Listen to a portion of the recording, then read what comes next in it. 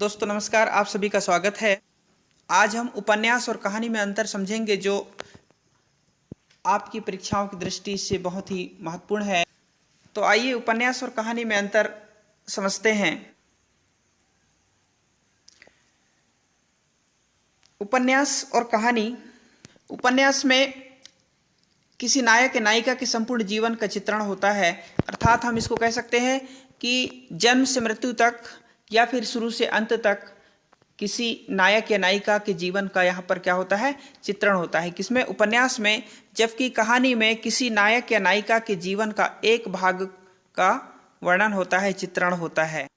उपन्यास में मुख्य कथा के साथ अन्य प्रासंगिक कथाएं भी जुड़ी रहती हैं। मुख्य कथा तो एक होती ही है, लेकिन उसके साथ गौड़ कथाएं भी एक के बाद एक उपन्यास में जुड़ती चली जाती हैं और उपन्यास का विस्तार होता चला जाता है।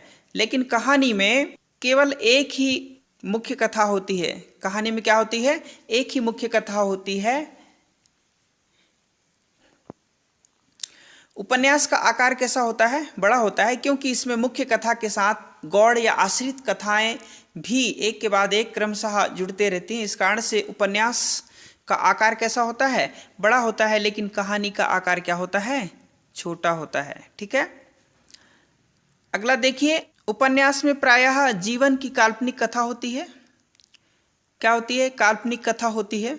ठीक है, लेकिन कहानी में जीवन की वास्तविक कथा होती है। क्या होती है? वास्तविक कथा होती है। ठीक है, लिखने में त्रुटि है। कहानी में जीवन की वास्तविक कथा होती है, इस बात का ध्यान रखना है। उपन्यास को एक बैठक में नहीं पढ़ा जा सकता, क्योंकि इसका आकार कैसा होता है? बड़ा होता है। इस कारण से इसको हम एक बार में नहीं पढ़ सकते हैं।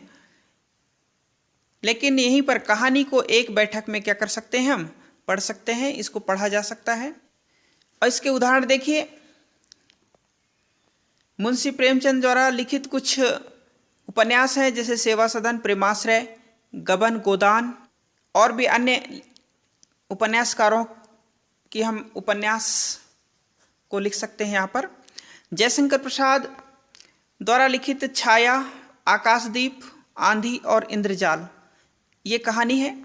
इस तरह से उपन्यास और कहानी में हमने अंतर देखा। ये आपकी परीक्षा की दृष्टि से बहुत ही महत्वपूर्ण है। इसको आप नोट कर लीजिए अपनी कॉपी में, और इसी तरह आप चैनल में लगातार बने रहिएगा। वीडियो अच्छी लगी हो तो आप वीडियो को ज़्यादा से ज़्यादा शेयर कीजिए, लाइक कीजिए। आप सभी का बहुत बहुत धन्यवाद।